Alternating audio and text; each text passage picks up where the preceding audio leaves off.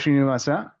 Thank you for joining to the concluding part three of our three-part series of benefits of Vishnusahasranama. And it's been going really well for the last 2 weeks. And I think Sundarji has given lots of insights about the benefits of Vishnusahasranama. So this will be the last part. And if you have any questions, let's hold fire till the end. And then we'll take questions one by one. And I'll now hand it over to Sundar to have the last part in this three-part series. Thank you, Sundarji. Thank you, Shrihari.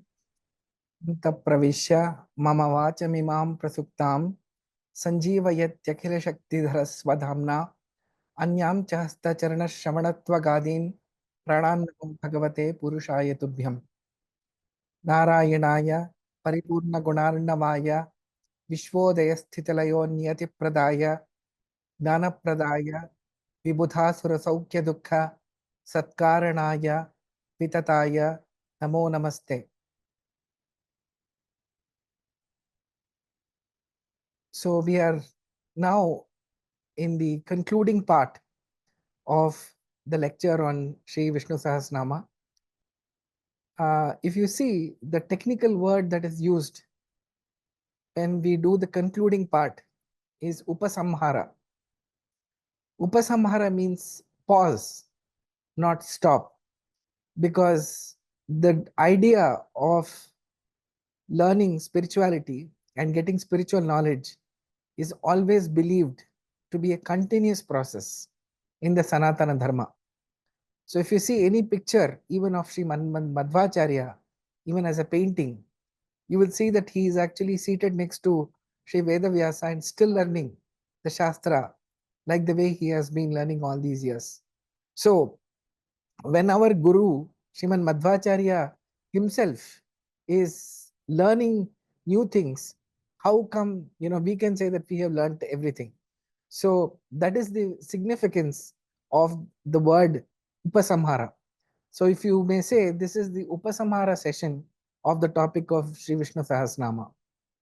So let me get into the presentation, more like a guide to whatever we would like to speak about.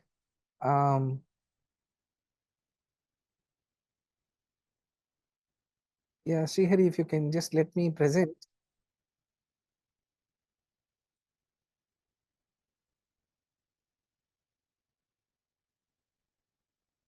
Yes. Can you see the presentation now? No, we can't see it yet. Not yet.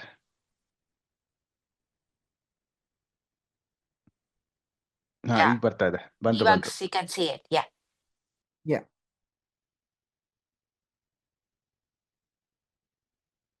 Yeah. So today is the third session, as we talked about. So I will not go too much into the recap of the first two sessions. The videos of both these sessions are available today. You can actually watch it on the YouTube channel that Sri Raghavendra Swamy Mutt in London has. It has also been uploaded on the Ataha website, Ataha YouTube channel. You can watch it there as well. So very quick context is that Sriman Vishnusahasranama is a part of the Puranas. It is a part of the Mahabharata, to be specific, which is called the Panchama Veda. So anything which has got that grade of Mahabharata is something, it's very clear that that is something indeed very special. The second thing is, when it was recited, as we all know, it was recited by Sri Bhishmacharya in the presence of the Pandavas, and most importantly, in the presence of Sri Krishna. So the person to whom all this was addressed, the person who is the who has to accept this as a stotra and say that yes, whatever has been said is right, was present right there. The judge was present as an eyewitness. Very rare case where the judge is present as an eyewitness. So you look at that unique combination of something being in Mahabharata, something that is being recited by Bhishmacharya, who was all of 800 years old, and out of which 425 years of this he had spent learning in the Devaloka. or the heavens under the tutelage of Brihaspatiacharya, and later on he was a student of none other than Sri Parashurama, God himself. So it was something which was very unique, and the situation that it was recited was also very unique. The war has got completed, but Yudhishthira is still, you know, guilty of having fought that war. The same anxiety, the same sense of guilt, misplaced guilt, that you can see in Arjuna before the war, is something that you can see in Yudhishthira after the war. So in such circumstances, it was recited by a person who was full of wisdom and was actually laying on a bed of arrows, which was virtually his deathbed. At that time, he recited this. So he asked this question, and in fact, Draupadi Devi asked him a question, saying that, you are saying so much about dharma. Where was this sense of dharma when I was being humiliated in the Kauravas court? To which Bhishmacharya says with all humility that, I could not act at that point because the blood which was flowing in my body, the food which was giving me the energy, belonged to somebody like Duryodhana, who was a demon. So if you eat something which is wrong, the food which is not sattvic, which is tamasic, it has a big impact on your ability to think right. So that is exactly what had happened to me. So I knew what was happening was wrong, but I could not do anything beyond a ceremonial way of saying this is wrong. So this is what had happened to me. So what comes out at that moment is a very, very wise person's last message to someone he dearly loved, which are the Pandavas. And who should be there as a witness to this whole thing? It is Sri Krishna himself. So this is one part of its greatness. The second one is elaborated by Sriman Madhwacharya, where he quotes the Skanda Purana and says that the Vedas have 3 meanings, the Mahabharata has 10 meanings, and Vishnusahasranama has a minimum of 100 meanings. So no other Sahasranama in the world has got 100 meanings, for a minimum of 100 meanings for each word. Each word has 100 meanings. Each word is also connoting a particular form of God, that is Rupa of God. And it is something which is connoting a particular superior quality of the God. So it is something which is absolutely unique in the way it is constructed. Further, as we saw last time, that each shloka, each rik or each sentence of the Brihati Sahasra, which is a collection of 1,000 verses which form a part of the Rig Veda, has got a corresponding name in the Sri Vishnusahasranama. So Vishnu Sahasranama is a one-word summary of the Brihati Sahasra Rik. So at Brihati Sahasra is called the food for the god, or Anna for the god. That means something that makes him very happy. So it is indeed, the Vishnu Sahasranama has got Vedic genesis, and that is why you see that it occupies a very, very special place. Now Vishnu Sahasranama also explains many, many tenets of the Madhva philosophy. Unfortunately, because of the paucity of time, we are not able to get into that detail about Vishnu Sahasranama. Maybe if there is interest, we can talk about how Vishnu Sahasranama itself explains the tenets of the Madhva philosophy. One example is Muktanam Paramagatihi. There is one word called Muktanam Paramagatihi. That means even people who attain the salvation or mukti, for them the ultimate abode is Sri Vishnu himself. So once one gets moksha, it doesn't mean that everybody becomes equal. They are all different. The gradation is maintained even then, and even at that time they are in the complete control of Lord Vishnu. So this is Muktanam Param. Just one example to say what this means. Now, Vishnu Sahasranama is a collection of 1,000 names. But with 1,000 names, we are trying to explain someone who has got infinite qualities. 1,000 may be a big number, but it's insignificant in front of infinity. We all know this. So then, how do you explain what, how do 1,000 names explain something that's infinity? It is because 1,000 or sahasra is just an indication. Sahasra bahuartha. That means whenever you use the word sahasra in Sanskrit, it actually means many or infinite. So Vishnu Sahasranama is not just a collection of 1,000 names, but it actually connotes the infinite nature of Sri Vishnu. Only Vishnu has got the name Ananta, because he is someone who has, there is no limit for anything that he does. His vyapti, that means his presence, his gunas, that means his qualities, his bala, jnana, all his qualities have one adjective added to it, which is Ananta. And that is what makes Sri Vishnu the most unique and most supreme of everything that we know. Now, the other speciality of Vishnu Sahasranama, as we saw, is that this is studied. A stotra is rarely studied, it is recited. But Vishnu Sahasranama is actually studied and researched into like no other topic. We will see what research has happened in this name. And of course, we looked at certain unique names of Sri Vishnu. So I would urge the people who have missed the last session to please go through that in detail, because that's an important aspect of Vishnu Sahasranama here. Then we looked at what is the whole trigger for Vishnu Sahasranama.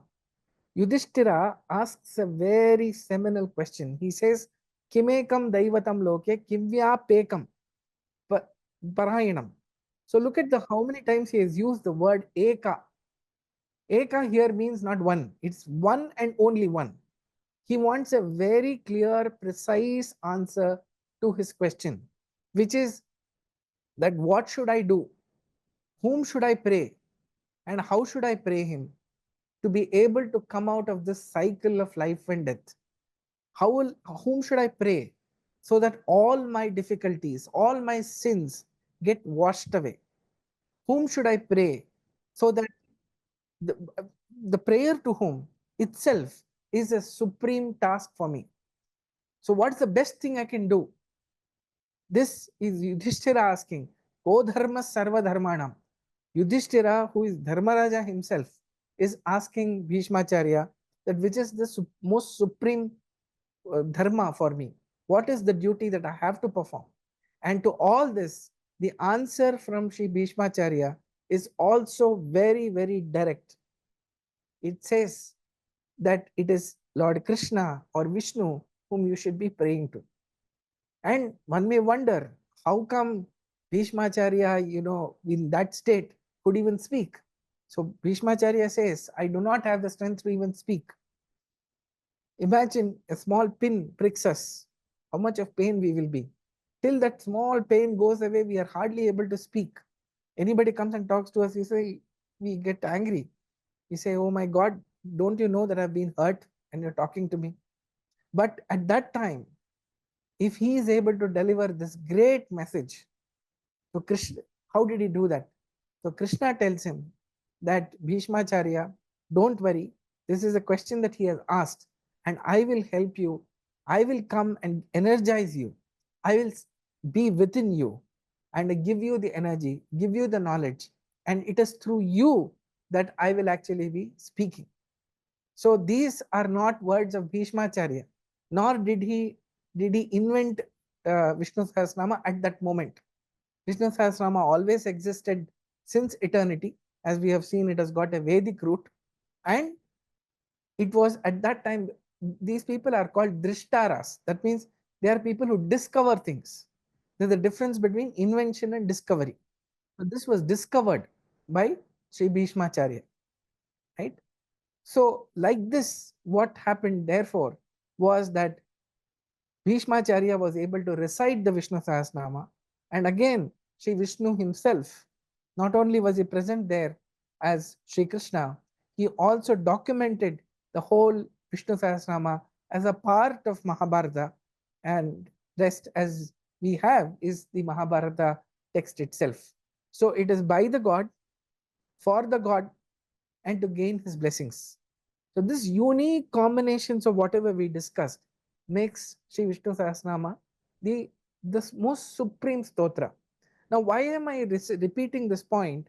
Is that Vishnu Sahasranama should not be recited as any other stotra. It has to be recited with the full commitment and dedication and devotion. So, if one does it, what does one get? He gets moksha. So anybody who gets which any stotra which promises moksha is indeed very unique in its nature. Okay. So with this, let us move on to a very important part, which I'm sure all of you are very keen to learn, which is one, what is the method of recitation? So Vishnu Sahasranama is to be recited after learning from a scholar and authentic online source. There are many versions, many people have rendered it. I do not want to comment on who has recited it properly or not. I'm sure all of you will be able to find the right diction. So it's very important that you learn from a scholar. The reason we say that you should learn from a Sanskrit scholar or a Vedic scholar is because of the pronunciation and their ability to explain the meaning and the context in which Vishnu Sahasranama has to be recited. So our Shastras always emphasize that we should always make an effort to recite any stotra after trying and understanding the meaning. So learn from a scholar or an authentic online source. The second one is, if you're following a printed text, please ensure that the printing is accurate. If there are spelling mistakes, which can very easily creep into a Sanskrit text, especially when the words are broken up, you have to ensure that that does not happen. So please go to an accurate printed text in a language which you know. Kannada, Telugu, Devanagari script. These are ways to learn any stotra. Please do not learn any stotra with English script, because no matter how much one tries, the pronunciation is never accurate. So if you don't find an authentic text, it is fine. Please listen to the stotra which is recited with accuracy. Second thing is, the third thing is, learn the correct pronunciation with the right diction. The pronunciation is very important. In Sanskrit, it could be in other languages as well, but in Sanskrit, the meaning of a word changes very dramatically if you recite a word in another manner. So we don't want that. So we want to use the words which are part of the Vishnu Sahasranama. So even if it takes a little more time for you to learn, please use the right pronunciation and diction. Now it happens often that when we have learned a stotra and committed to memory, when we are reciting it over and over again, after a few years especially, without our knowledge, some of the mistakes might creep in the way we recite the stotra. So please ensure you do not, you check your pronunciation again and again. Best thing is to have some kind of a revision class with people so that they can guide you. Face to face is better, but the next best option is online, right? When you are learning the stotra, recite it slowly. Do not be in a hurry to recite it, because most mistakes happen when we are trying to increase the speed or when we are in a hurry to complete a stotra. We all understand the pressures of time, but I think you should make time, especially when you're learning, and then slowly increase the speed. Now, when you're learning, let us say you're not able to recite the full stotra, you may break it up into parts and ensure that you're giving enough time to learn the diction and the pronunciation. I'll give you one small example. There is a line called Udbhavaha Kshobanodev Sri Garbha Parameshwara. I'm sure all of you are very familiar with this.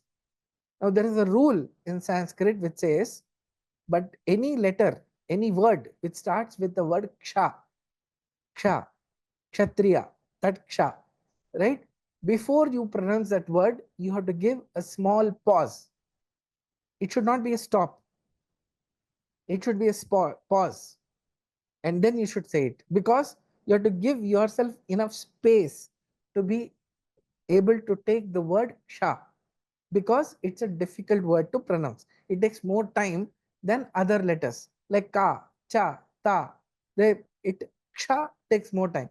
So you have to say, so how do you pronounce this line? You should not say it the way I said it first. Udbhava kshobano. No.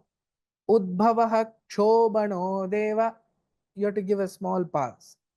So like this, if you learn it correctly, you will be able to learn Vishnu Sahasranama very well. And one more thing about Vishnu Sahasranama, which I'm sure all of you have experienced, it is very easy to commit it to memory. At the face of it, it looks like 1,000 words, but once you start learning the the the prasa, anuprasa, alankara, which has been used profusely, will help you learn very fast. Chaturmurtis, chaturbahus, chaturvyuhas, chaturgatihi, chaturatma, chaturbhavas, chaturveda, vivekapat. If you start that sentence, the sentence will complete by itself. You'll be surprised. For those of you who have committed to memory, I think you would be able to share this experience. And for the others who are starting, you will be surprised how fast this stotra actually is committed to your memory. So don't be in a hurry to do this. Recite with concentration and focus on meaning. I think Madam had asked a question last time about focus on the, how much should we focus on the meaning? Yes, you should try and focus on the meaning as much as possible, because that is what will give you the true sense of concentration, right? Otherwise, this becomes a very mechanical activity. Last one, recite all the time. You can recite Vishnu Sahasranama any time of the day. However, the recommended time for any stotra is early morning. Early morning, there is a special quality in the air which energizes you. Our mind is completely free or relatively free of all pressures, stress, tensions, wrong thoughts, etc. Fatigue, it is free of that. So, such a beautiful time early in the morning should be dedicated to somebody who's equally beautiful, somebody who's very, very precious to us. There are many mothers and fathers and parents in this session. All of you will agree that when a newborn child is at home, what do we do first thing in the morning? We want to see the child. The mother wakes up thinking, oh my God, how can I sleep? My child must have woken up. That is the spirit with which you wake up. Imagine the child is just a mortal child, but Lord Vishnu is someone who has been with us for forever and will be with us forever. Such a beautiful person. Don't you think he deserves the best time of the day, the best attention of the day? So as soon as you wake up, you should think about God, pray to him, and as soon as possible, take a bath without delaying, and then sit and recite Vishnu Sahasranama. It is absolutely advisable not to drink coffee, tea, or anything, or consume any food before recitation, because empty stomach is a great time to actually perform any sadhana. When your stomach is empty, your focus and concentration will be very high. The moment food goes into our stomach in any form, there is a fatigue, there is a laziness which sets in. So you want to avoid and give it your best attention. So you should recite it early in the morning. Now, there are questions many people ask, how many times can they recite Vishnu Sahasranama? There is no binding. Any number of times Vishnu Sahasranama can be recited in a day. Once you have recited in the morning, you can recite it again in the afternoon, evening. There are many people who recite Vishnu Sahasranama, in the morning and in the evening. They have just made it a habit along with their prayers. Um, very importantly, Vishnu Sahasranama itself says, Bhaktimanya Sadothaya Shutistadgatamanasaha. That means our mind, our body should be something which is pure, Shuchi. So there should be purity. That means we should, the clothes that we wear, our mind should be as pure as we can. We should not be seated in a place which is full, say, for example, being seated on a bed or so on and so forth. You should take a bath and then wear clothes which are absolutely clean. Definitely, you should be wearing traditional clothes, highly recommended. Traditional clothes meaning a sari for women and dhoti for men. And why is this? Because I think I have covered this in some of our earlier workshops. You can go to Ataha Madhwacharya for the youth. There are also Instagram reels. So please subscribe to these channels. There are hundreds of videos which we have made on why we should be doing what we do. So the clothing that we wear, whether it is a sari or a dhoti, is flexible clothing. That means it can be adjusted. The length can be adjusted depending on the form of your body, the shape of your body. All of us know that the shape and the form of our body undergoes minor changes during the day. So we should be able to adjust our clothing, which is not possible in something like a shirt or a trouser or any of those Western clothes. So we would highly recommend that you wear a traditional set of clothing and sit on the floor preferably. But if you can't do that, please sit on a chair and recite this. um, you should try and find a calm place because we don't want any eddy currents, anything that is distracting. But all of us live in cities, so perfect peace may not be possible, but relatively calm. So one way to solve all these problems is to recite it early in the morning. So I'm sure very few people will be awake at 5 a.m. in the morning. So if you can manage to do that, nothing like it. So that is the recommended. Some people ask this question, should I recite it loudly or should I say it in whispers? There is no recommendation that it should be recited loudly. It should be recited to suit. However, if you have people who are wanting to listen to the shloka, there are many people at home who might be willing to listen to this. If that is the case, you can recite it loudly because they can also hear, and you'll be surprised that if you learnt it in 1 month, they will learn it in 15 days just listening to your recitation. So many of the stotras which I learned it at a very young age from my grandfather. He never sat in front of me and recited it. He just used to recite it. I heard it and I had picked it up. I'm sure all of you have had this kind of experience. So it's our duty to ensure this is passed on to the coming generations. So recite it loudly or in whispers depending on the environment. If you are in an environment where people don't want to hear, I don't think you should be disturbing them. You should just recite it in with a mellowed voice. Next, you know the whole science of repetition. So many people ask this question, why should, when we are reciting the Vishnu Sahasranama, why don't we just pick up one word, one nama, and recite it over and over again? No problem, you can definitely do that. However, the ability of the human mind to focus on one name is challenging. As we have seen, Vishnu Sahasranama is a collection of 1,000 names with 100,000 meanings at the minimum. Here, the recitation of the name is one part. Getting what is called the anusandhana or the understanding or the internalization of that meaning is very important. So I would urge all of you to recite it with the understanding of what it means. So therefore, reciting it in 1,000 names, not to mention we've already covered that thing about how it does the nadi shuddhi, etc., are a huge benefit that we get. The same thing is true with the Harivai Stuti also. Many people might not be aware of this. The Harivai Stuti itself is natural pranayama. Why? Because it is set in what is called Sraddha Vritta. That means there are 21 words or letters in each line of Sri Harivaya Stuti. 21 letters, and they are split in 3 parts of 7 each. So if you recite it like that, it becomes a natural pranayama.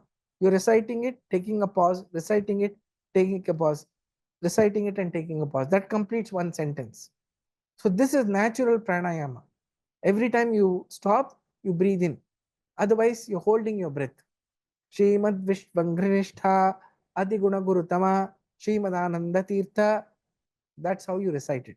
So like this, Vishnusahasranama has its own ability to set that pace with you. And if you recite it over a period of time, you'll realize that slowly and steadily your health is improving. It is proven by thousands of experiences that we hear from our participants very regularly. And of course, any meditative task, of course, leads to focus and contemplation. It is something once you have learnt it by heart, you begin to contemplate on it. It's playing in your mind wherever you go. Slowly, Vishnu Sahasranama becomes a way of life. And why is it important? In the different yugas, we have seen this already. There are different things which are prescribed for our spiritual elevation. In the Kali Yuga, the yuga that we are in, what works superbly is Harinama Smarana, right? You know, in the Bhagavata, it's very clearly outlined that the influence of Kali is on virtually everything and every activity and everybody. Nobody is free from this. All the way up to Rudra Devaru, Lord Shiva, in the hierarchy, they are impacted by the trouble that Kali gives them. Even while performing the Devara Puja or the Saligrama Puja, every day we say this, that Kali Nityam Sannihita Kali, Bhimasena Mahabhago, Baho, Gadaya Pothaya Prabho. So even in the Saligrama, the Kali has entered. So we do the Kali Dosha Nivarana Abhisheka first and then continue with the process. Why are we saying this? This negativity is a feature of Kali Yuga. It's not an exception. In other yugas, that was an exception. Negativity was an exception. Here it's a way of life. So therefore, in this state of mind, in this larger ecosystem that we are in, achieving any spirituality becomes difficult. So therefore, what should we do? We should recite the Harinama. So while God has brought us into the Kali Yuga, He's also given a great mantra to all of us, which is that, in this time, a lot of things will go against you. But here is one thing. It is the recitation of Harinama which can help you overcome all the problems. That is one area that Kali cannot influence. So therefore, if you want to overcome the dosha of Kali, let me add another thing. Many of us, are very curious and sometimes anxious about this Sade Sati or 7.5 years of Shani Prakopa. All this, at that time, the stotra which is highly recommended, you can go to any astrologer or speak to anybody who's a learned person, he will tell you that the best remedy for this whole thing of getting rid of any Shani dosha that you may have is by reciting Vishnu Sahasranama. So if it's a one-stop shop, which is what he asked Yudhishthira, Kime kam daivatam loke, kimya pekam parayanam, stuvanta kam kamar, kam is singular. So again he is asking, tell me that one thing that I am supposed to do. Don't tell me 100 things. So to that is recitation of Sri Vishnu Sahasranama. It's really the panacea for all the ills that we have. The Phalashruti, of course, is very, very elaborate. And it says that whatever you want, you will get. Rogarto muchyate rogat baddho muchyate bandhanat. Baddhomacheta Mathana, that means somebody who's trapped will be released. Trap can be of many types. So any trap that we are in, finally the trap of birth and death, which is the most difficult to overcome, is done by Vishnu Sahasranama. And why? Because it is all this Vijnanam, everything is in the control of Lord Vishnu. So he is the one who has given us everything. He is the one who's going to give everything. For when we want knowledge, we pray to Goddess Saraswati. When we want wealth, we pray to Goddess Lakshmi. When we want our obstacles to be removed, we pray to Lord Ganesha. Right? Whenever we have mental, challenges, anxiety that we are facing, we pray to Lord Shiva. But who is giving them that strength? That's why we hear this. Yasmat Brahmendra Rudradi Devatanam Shiopicha Jnanaspurtihi Sada Tasmai Haraye Gurave Namaha. So only God, Sri Hari, is the one who gives everybody what they get. Shiopicha Yasmat Brahmendra Rudradi Devatanam Shiopicha, especially they've counted out Goddess Lakshmi, because even for her, the person who gives them that strength is none other than Lord Vishnu. So if you want all your problems to be solved with just one solution, which is Sri Vishnu Sahasranama. That is why the profundity of Vishnu Sahasranama is so high. So as we are coming to the concluding part, let me also share some resources. Now these are resources I would strongly urge that you get it. The good thing is they are all available.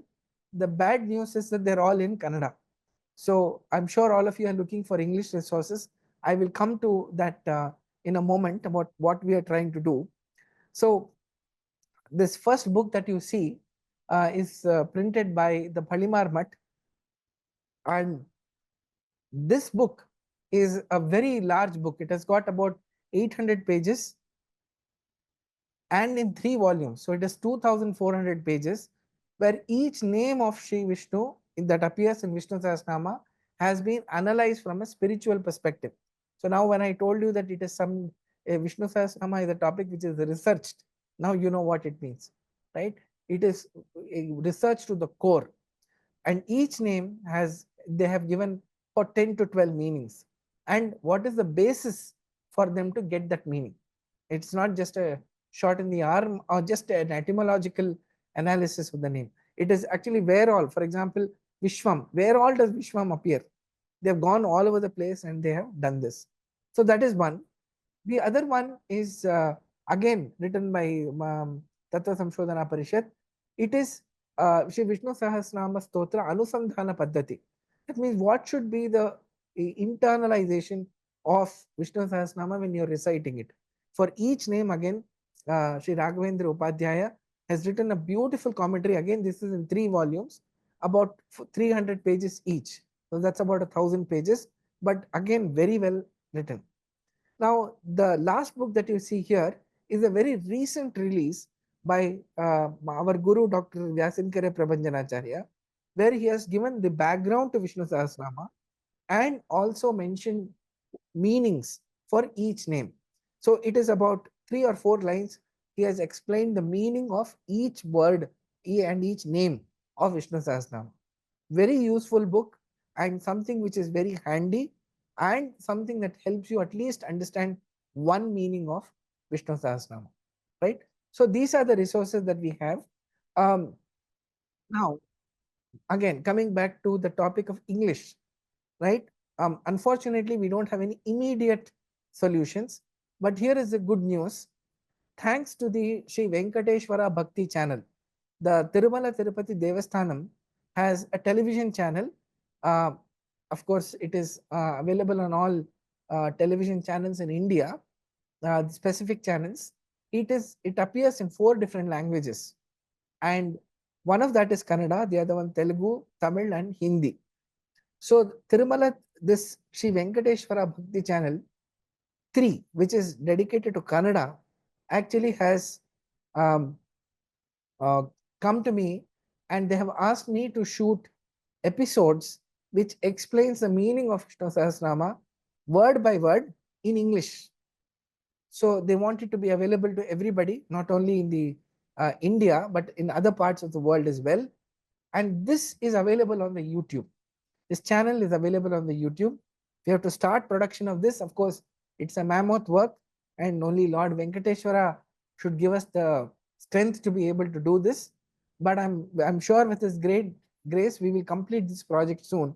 It will have upwards of 300 sessions. So it's a long work because we have to explain so many meanings. But I think, just as I said, reciting even one name of God with full anusandhana and bhakti is good enough to take us all the way up to moksha. The gods, the rishis, Bhishmacharya, Sri Krishna himself, of course, have been very kind to give us so many options so that at least one of them remains in our mind. That is what Madhwacharya says. Reciting the name of God all the time is very important. But santatam chintayanantam antakale visheshataha. That means whatever we remember at the end is what is going to give us moksha.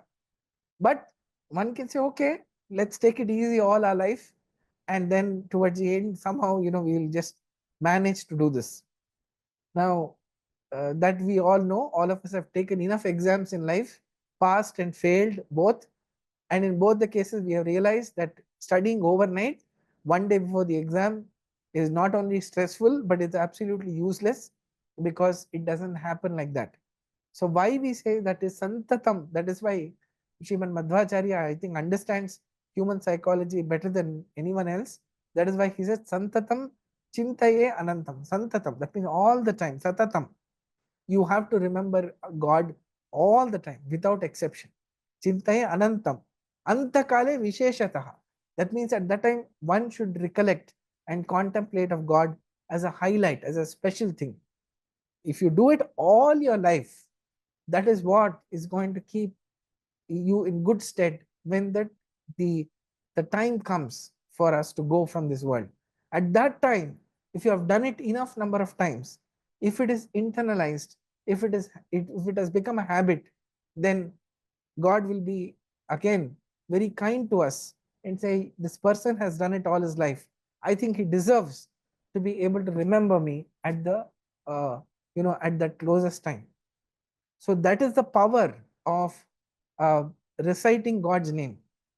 So with that thinking, let us think about people who have started and who are already reciting Vishnu Sahasranama. It is great to hear that. And for people who have not heard or who have not started it for whatever reason, I would strongly urge all of you to kindly start that.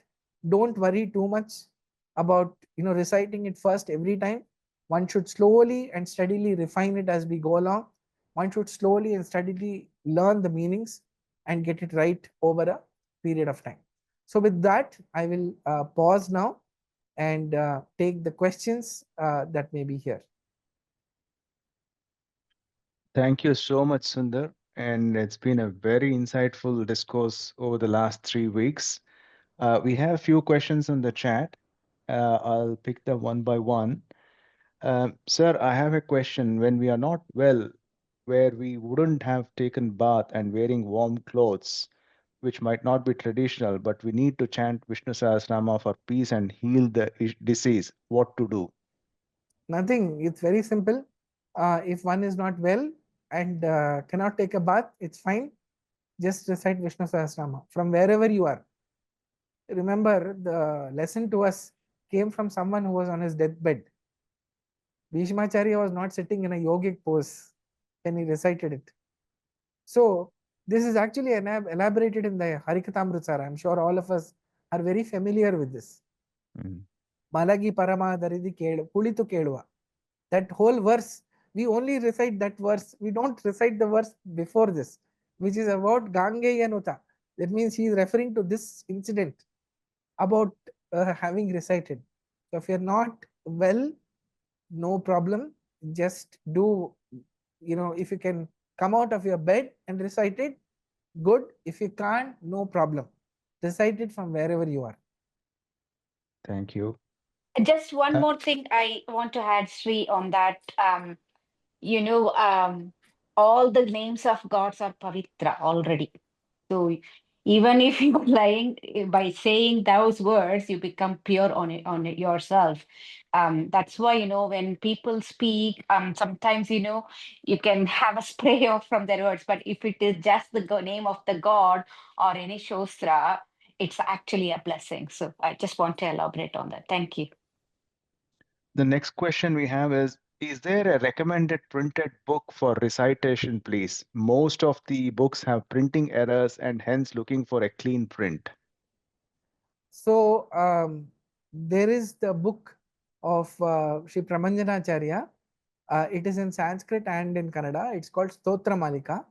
That is absolutely free of errors because Stotra Malika has been reprinted, I think, close to 60 times. And every time it has been edited for any mistake. So I can very safely say this book is free of errors.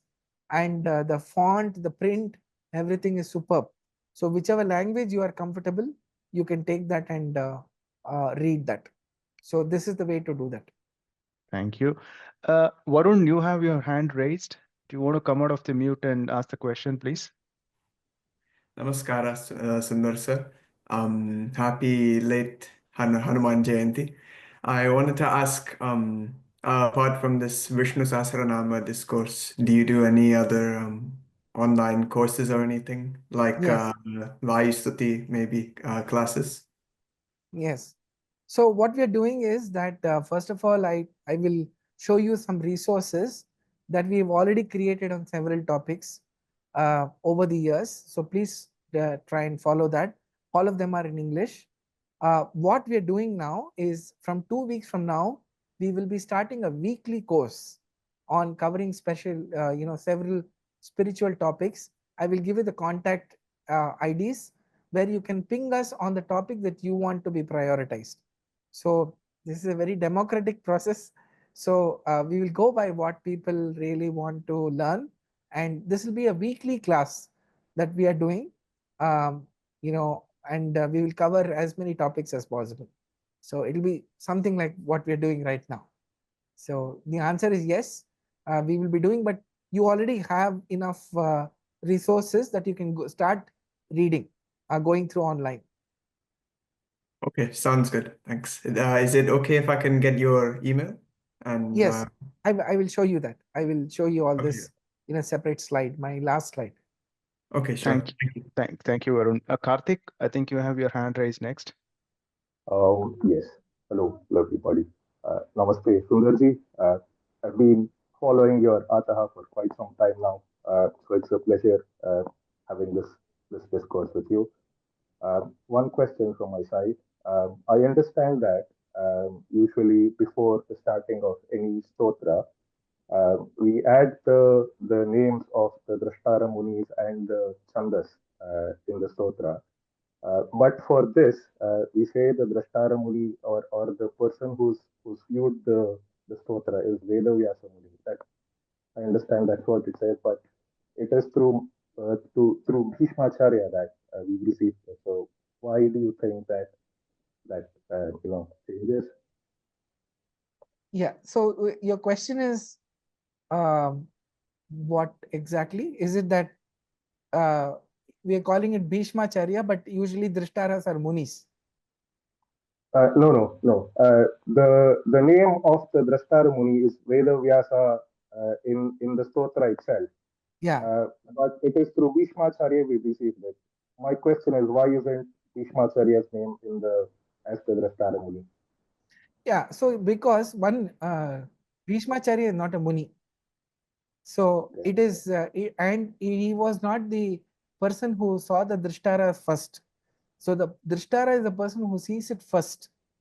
Like for many Veda mantras, you would have heard about um, Chaturmukha Brahma being the Drishtaras, or for Gayatri mantra is it Vasishtha, Vishwamitra Rishi who is the Drishtara. After that, several people might have seen it. In this case, Bhishmacharya only recollected that. So he is not the Drishtara who was first. He recited what was already present by seen by a Drishtara.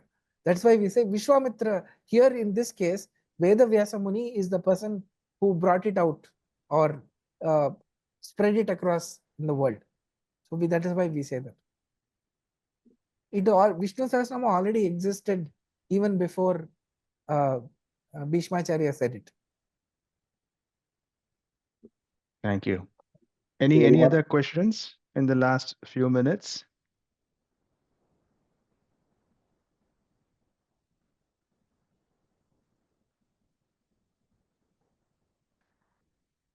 See, while we're getting more questions, one thing we are selling, in Anuvyakhana, Sriman Madhwacharya says something fantastic.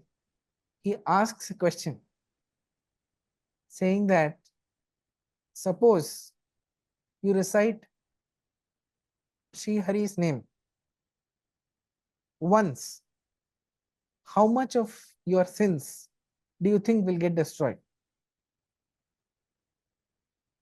Once with bhakti, with complete commitment and devotion, if one recites, says Sri Hari, how much of sins, how much of your sins will get destroyed? So everybody is thinking hard. He says, don't think so much. You have not committed that many sins. Right? So that is the power of reciting Sri Hari's name just once with devotion and with commitment. Thank you.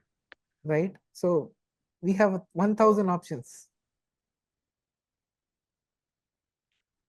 Any other questions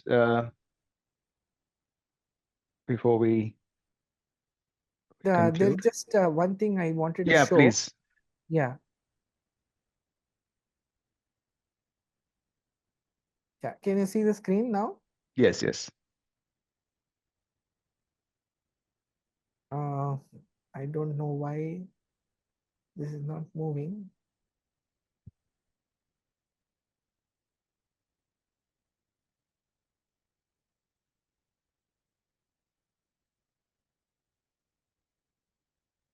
I don't know why this screen is not moving.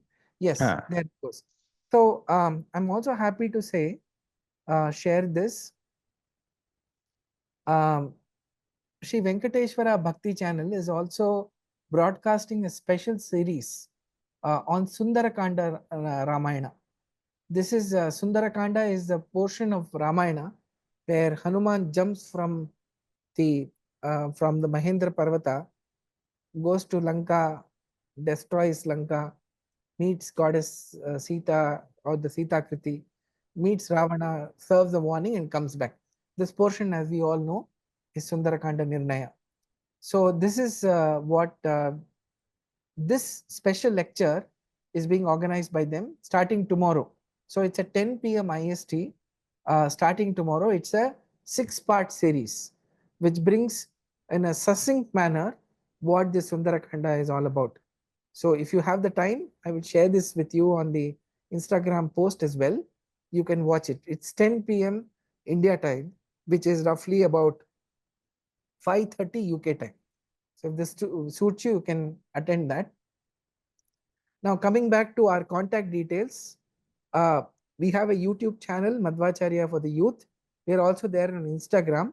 I will share all this as resources when you post this video. We will also share these links that are there. You can also write to us on Madhwacharya for Youth at gmail.com.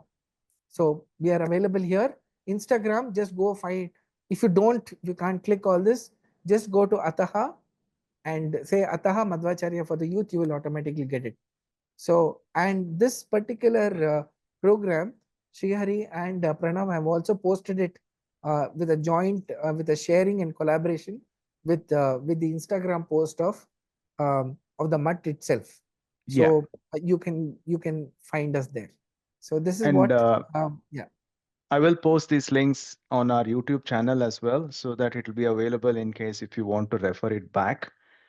And we'll post this YouTube on the final part as well on the YouTube link very shortly. We will be planning a lot more discourses with Sundar in coming weeks and months. So on that note, we would like to thank Sundarji for his exceptional discourse over the last 3 weeks, giving lots of insights about Vishnusahasranama, the benefits and other things. We are very grateful to you, Sundarji, for taking the time and giving your experience and sharing your thoughts about this particular key aspects of Vishnu Sahasranama, which we have always been reciting at our Mata for the last X number of years, for 7, 8 years since we opened it. But of course, this will give us an enhanced view of that Vishnu Sahasranama and also give us an insight as to why we should be saying reciting this and also how we should be reciting it and the context at which we should be reciting this. So it's been extremely useful for all of us. And thank you so much. And we will be having our next one, I think, on 27th of April, and that will be the topic of why you should be celebrating Akshay Tritiya, the benefits of that, and also why we are doing Gandha Lepana to Guru Raghavendra Swamy on that auspicious day of Akshay Tritiya. So we'll be sending out the messages very soon. Please take a note of it, but it will be hopefully on 27th of April at same time, 5 p.m. UK time. Thank you so much. Hare Srinivasa Sundarji. Hare Srinivas to all of you.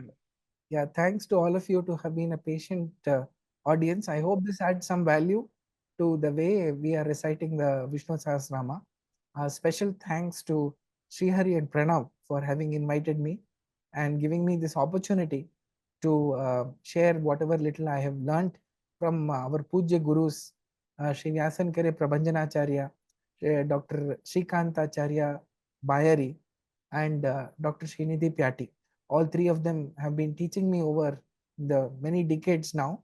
And I think this refinement about what is Vishnu Sahasranama comes in many places in the Sarva Moola Granthas.